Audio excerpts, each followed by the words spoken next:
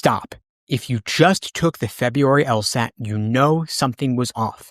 My inbox is flooded. People writing to me saying things like, Steve, what happened to logical reasoning? Or, this was not the LR I prepped for, or, did LSAC secretly change the test? And guess what? This isn't just test day stress. Logical reasoning felt different because it was different. Today, I'm going to break down what's actually changed in logical reasoning, the 3 biggest new traps LSAC just unleashed, and how you can still crush the next LSAT by adjusting your prep. So if you're taking the LSAT in April, June, or beyond, pay attention. This will decide your score. Let's go.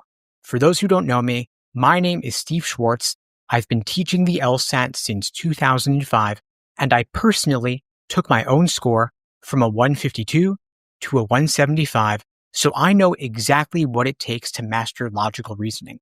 Over the years, I've analyzed thousands of LSAT questions, coached countless students to top scores, and seen every testing trend LSAC has thrown at us. And today, we're talking about whether logical reasoning actually got harder on the February LSAT, or if this is just another case of test day panic.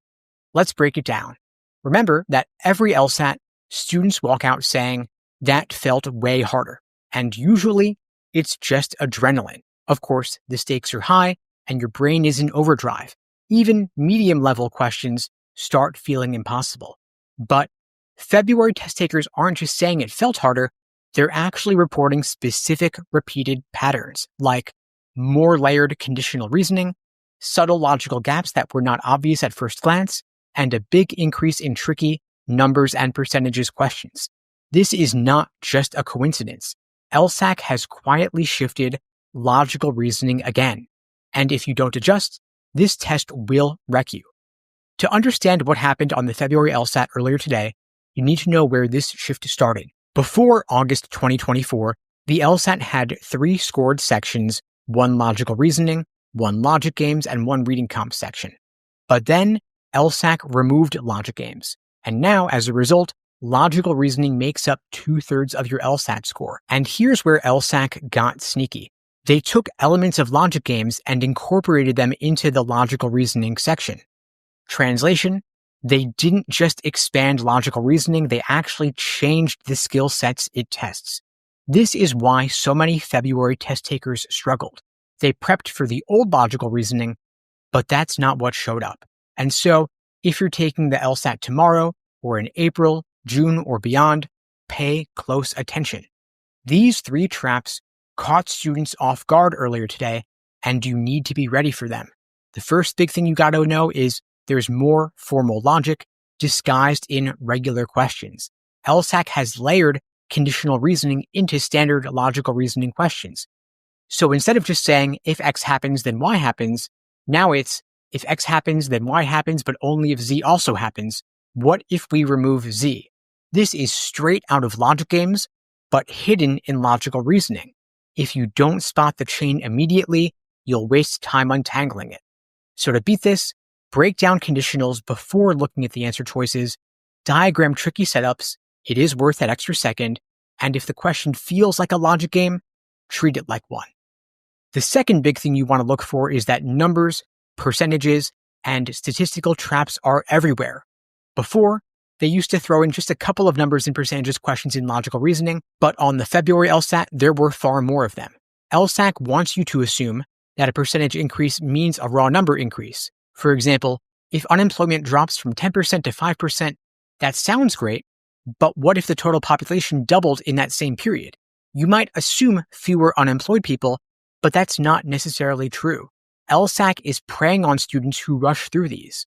To beat them, first, you want to slow down on numbers and percentages, read extra carefully.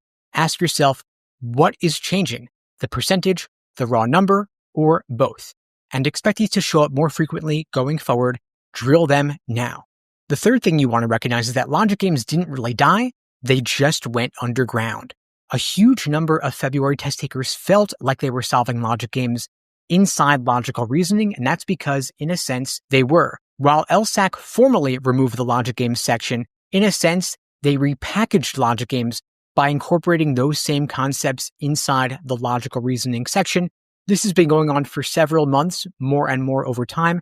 The February LSAT proved this is the new normal. And so LSAC is shifting logical reasoning.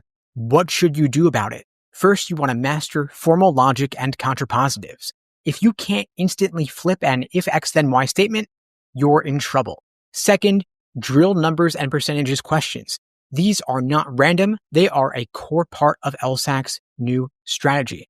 And finally, study formal logic because these skills are being tested more often than ever before. And of course, don't use those old outdated prep books that contain logic games in the old numbering system of prep tests 1 to 94. Spend your time on the new format prep tests 101 to 158, with the prep tests in the 140s and the 150s being the most relevant. The February LSAT has confirmed this. And so if you're taking the LSAT in April or beyond, you can't study like it's 2024.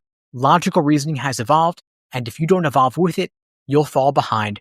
If you'd like my help, at LSAT Unplugged, we help students adapt fast with personalized day-by-day study plans, personalized one-on-one LSAT coaching with experts who all scored 170 plus, and training on exactly how logical reasoning is changing.